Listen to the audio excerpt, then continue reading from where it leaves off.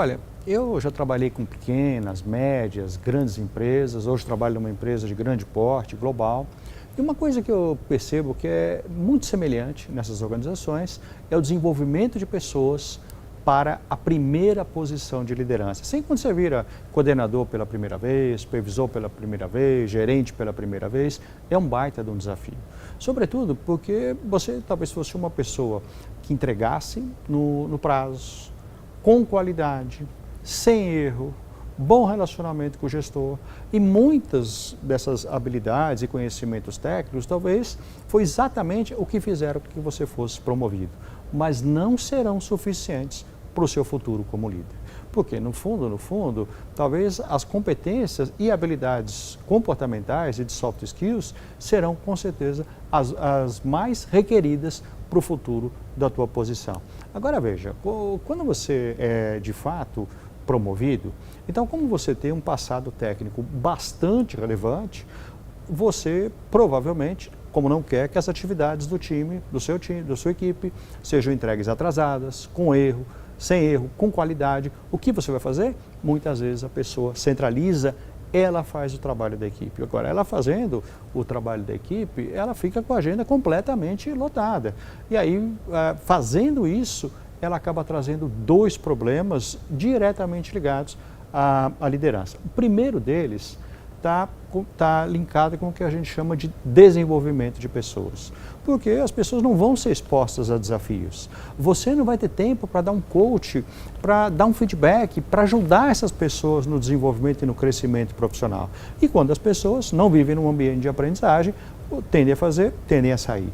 E quando você tem equipes que, na realidade, você desarticula no médio prazo, um curto e médio prazo, isso reiterado às vezes, isso não é bom para você, não é bom para a empresa também que você trabalha. Primeiro, impacta no engajamento, impacta na retenção, impacta na produtividade, quer dizer, e desenvolver os novos profissionais que chegam dá muito mais trabalho e volta tudo aquele problema novamente. Então você veja, o primeiro problema que ocorre quando você centraliza é o desenvolvimento das pessoas.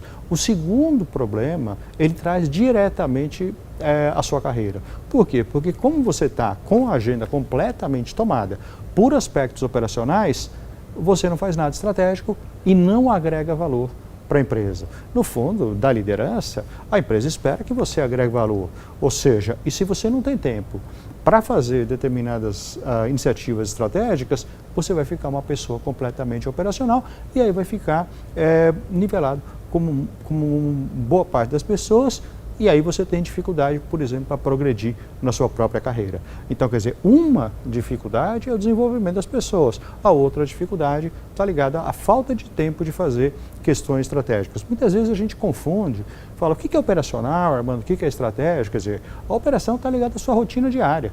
Agora, o estratégico é você trabalhar com iniciativas que vão suportar o crescimento da empresa, que vão suportar a execução que a empresa escolheu em termos presentes e futuro.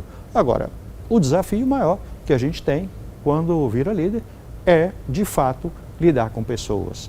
E lidar com pessoas, a gente precisa de muito conhecimento e também de muito desenvolvimento, porque não é uma tarefa fácil, é uma tarefa diferente, muitas vezes, daquela que você estava acostumado, e isso impacta em números. Por exemplo, como eu vou comentar agora, os especialistas mostram para a gente, de cada 100 gestores desligados no Brasil, veja esse número, 100 gestores desligados no Brasil, 83% são desligados pelo comportamento e só 17% são desligados por conhecimento técnico.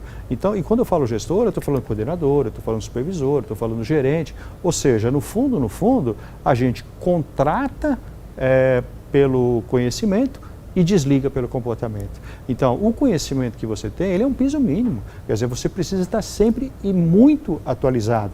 Mas a diferença para te manter e progredir na carreira de liderança, seguramente vai estar concentrado nas atividades e nas habilidades de comportamento, como capacidade de decisão, como liderar grupos, formar times, ou seja, são nessas competências que com certeza você vai fazer a diferença. Então, quando a gente está trabalhando por essa liderança, e sobretudo pela primeira vez, você tem que procurar alternativas de desenvolvimento para gerenciar esses times e não ficar ligado só àquele teu passado técnico. Quer dizer, não que o passado técnico não seja importante, ele é muito relevante, mas como eu falei, ele não vai ser suficiente para o teu crescimento na carreira em termos profissionais. Agora, o desafio é esse, como eu comentei com vocês, é liderar, é lidar com pessoas. Agora, para isso, você precisa, eu acredito, pensar em 3 questões.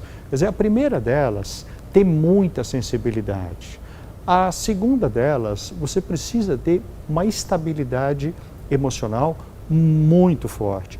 E a terceira dica que você deveria pensar, e eu imagino bastante, é você retirar as fantasias do centro de relacionamento que a gente tem com as pessoas. Pense nisso.